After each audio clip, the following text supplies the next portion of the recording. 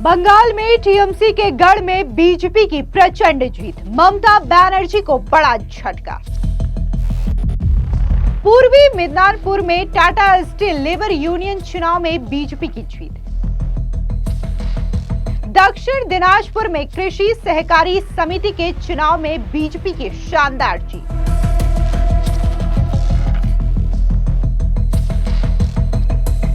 दो चुनाव जीतने के बाद बीजेपी में जश्न का माहौल, सदमे में टीएमसी। इस वक्त की बड़ी खबर सामने आ रही है पश्चिम बंगाल से, जहां पर बीजेपी ने शानदार जीत हासिल की है दो चुनाव में, जिससे टीएमसी को बड़ा झटका लगा है। दरअसल आपको बता दें कि ये दोनों ही चुनाव बीजेपी ने खास तौर से टीएमसी के गढ़ में हासिल की है, जिसकी वजह से ये ममता बनर्जी के लिए एक बड़ा झटका है। दरअसल आपको बता दें कि पूर्वी मिदनीपुर में टाटा स्टील लेबर यूनियन चुनाव और इसी के साथ ही दक्षिण दिनाजपुर जिले में कृषि सहकारी समिति के चुनाव में बीजेपी ने शानदार जीत हासिल की है और इन दोनों ही चुनावों में बीजेपी का कमल खिला है। तो वहीं दूसरी ओर इससे टीएमसी को काफी ज्यादा झटका लगा है। ये झटका इसलिए भी क्योंकि साल 2026 में विधानसभा के चुनाव पश्चिम बंगाल में होने वाले हैं, लेकिन इससे पहले बीजेपी रणनीतिक तौर पर अपनी तैयारी काफी ज्यादा मजबूत कर रही है और जो भी लोकल बॉडीज इलेक्शन पश्चिम बंगाल में हो रहे हैं वहां पर बीजेपी काफी ज्यादा अच्छा प्रदर्शन कर रही है। क्योंकि जिस तरीके से अगर बात हम टाटा स्टील लेबर यूनियन चुनाव की करें या फिर कृषि सहकारी समिति के चुनाव में हुई बीजेपी की शानदार जीत के बारे में बात करें तो पश्चिम बंगाल में इस वक्त टीएमसी की सरकार है और ऐसा माना जाता है कि जिस राज्य में जिसकी सरकार होती है तो लोकल बॉडीज इलेक्शन होते हैं, वहां पर भी उन्हीं के समर्थित उम्मीदवार जीतते हैं। लेकिन यहाँ पर पश्चिम बंगाल में उल्टा देखने को मिल रहा है और यहाँ पर बीजेपी के समर्थित प्रत्याशियों ने जीत हासिल की है। दरअसल आपको बता दें कि औद्योगिक नगरी हल्दिया में भगवा खेमे ने एक बार फिर से परचम लहराया है। टाटा स्टील कारखाने के हुगली मेट कोक डिवीजन के स्थायी कर्मचारियों के चुनाव में बीजेपी ने शानदार जीत हासिल की। नतीजे घोषित होते ही बीजेपी कार्यकर्ता खुशी से झूम उठे और जश्न मनाने लगे। बता दें कि पिछले साल टीएमसी समर्थित उम्मीदवारों ने इस चुनाव में जीत हासिल, लेकिन इस बार बीजेपी ने टीएमसी के हाथों से सत्ता छीन ली है। आपको बता दें कि बुधवार सुबह 7 बजे से शाम 4 बजे तक कड़ी पुलिस सुरक्षा के बीच मतदान हुआ।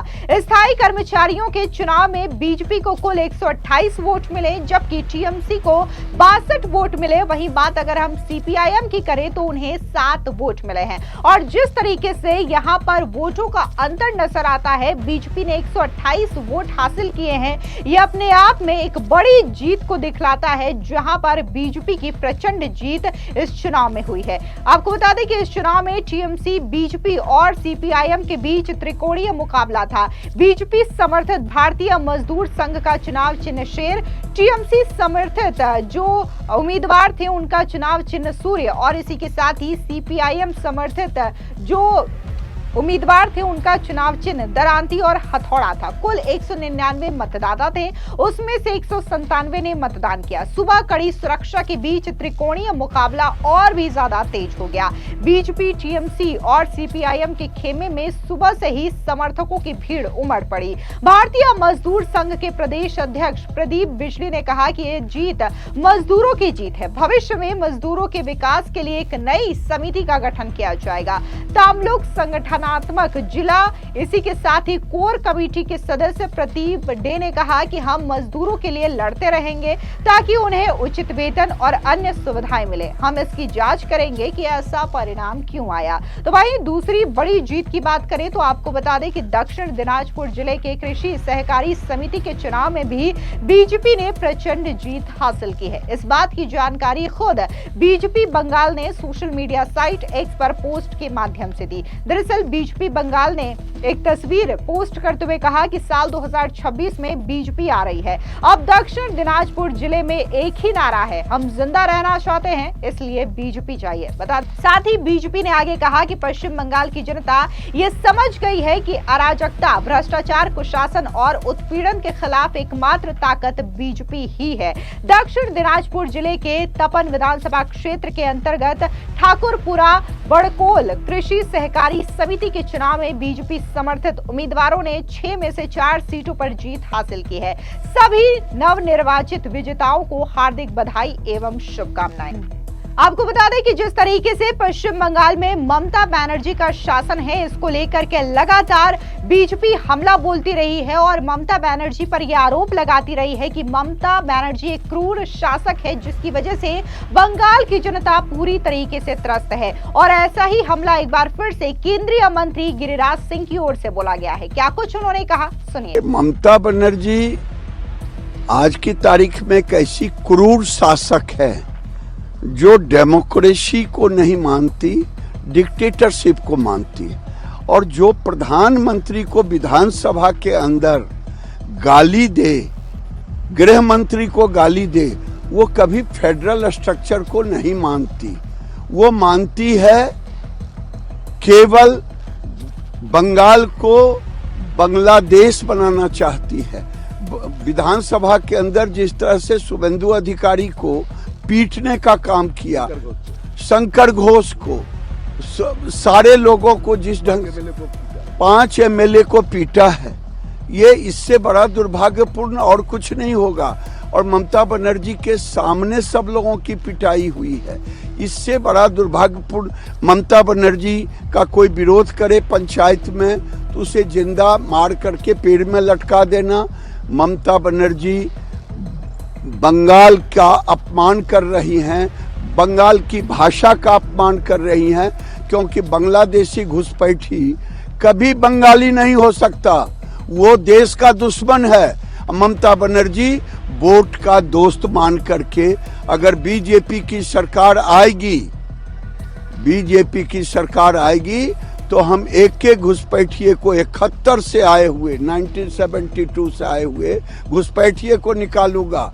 और इन्होंने जिस तरह से बंगाल फाइल को बंद किया है, बंगाल फाइल को बंगाल में बंद कर सकती हैं, लेकिन बंगाल के हिंदुओं के दिलो दिमाग पर बंगाल फाइल बना हुआ है, गोपाल पाठा बना हुआ है, और आज भी आप बंगाल फाइल ही हो रहा है। मुर्शिदाबाद में बंगाल फाइल हुआ, हमारी बेटी के साथ बलात्कार हुआ, बंगाल में ममता बनर्जी के काल में हिंदू अब छोड़ रहे हैं बंगाल। इसलिए मैं हिंदुओं से कहता हूं, भागो मत, अब इनको भगाओ। सर, एक बात, जिस तरीके से भ्रष्टाचार आप पहले भी बोले हैं आने पर, ये भ्रष्टाचार हो रहा है, सीबीआई तदंत कर रहा है, मगर कोई खुश नहीं है, जो जस्टिस नहीं निकल रहा है, इसको लेकर पब्लिक के अंदर जो विक्टिम है उसके अंदर कुछ परेशानी आ रहा है। देखिए, आपको मालूम होगा कि कसाव था, मालूम बॉम्बे में ब्लास्ट हुआ, पाकिस्तान का था, कितने साल के बाद कानून ने उसे फांसी दिया, समय लगता है। लेकिन ये कटमनी की सरकार है, बुआ भतीजे का ये सरकार है, जो बिना कटमनी का यहाँ कुछ होता नहीं। और ये अब लोकतांत्रिक सरकार नहीं है, ये ममता बनर्जी का पारिवारिक सरकार है और मुसलमानों की सरकार है। 26 के चुनाव में क्या है इस बार बीजेपी का क्या फल आशा कर रहे हैं आप लोग?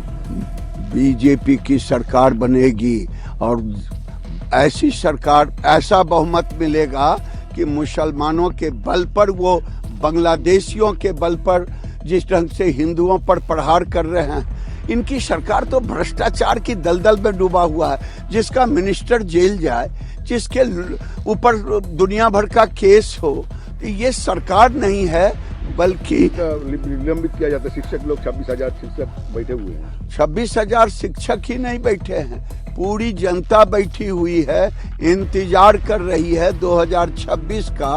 इनको एक एक रास्ता दिखाएगी कि कैसे रास्ता दिखाया जाता है। जो इन्होंने एट्रोजिज्म किया है, जो इन्होंने एट्रोसिटीज किया है, जो इन्होंने तानाशाही किया है, जो इन्होंने लूट किया है, जो इन्होंने भ्रष्टाचार किया है, एक एक पाई का हिसाब। फिलहाल इस पूरी खबर पर आपकी क्या राय है, कमेंट सेक्शन में जरूर बताएं। धन्यवाद।